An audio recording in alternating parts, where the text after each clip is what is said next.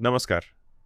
या व्हिडिओमध्ये आपण घरगुती विद्युत वायरिंगचा संपूर्ण आराखडा पाहणार आहोत.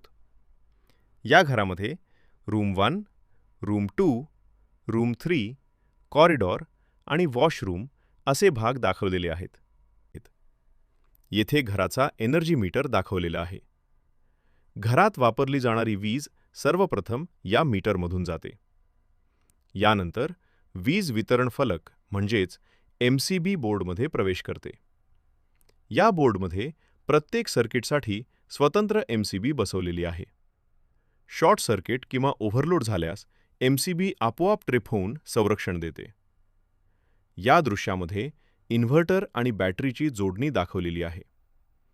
वीज पुरवठा बंद झाल्यास इन्व्हर्टरच्या सहाय्याने आवश्यक लाईट आणि फॅन सुरू ठेवता येतात. इन्व्हर्टरचा आउटपुट फक्त निवडक सर्किटला दिलेला आहे.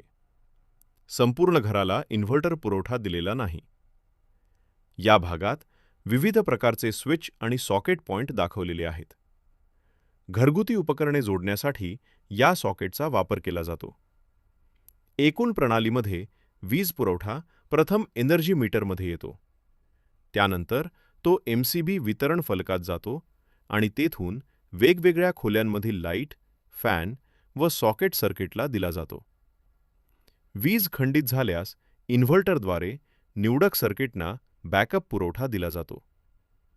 अशा प्रकारे या व्हिडिओमध्ये घरगुती वायरिंग लेआउट, नियंत्रण व्यवस्था आणि इन्व्हर्टर बॅकअपसह संपूर्ण विद्युत वितरण प्रणाली स्पष्टपणे दाखवलेली आहे. धन्यवाद.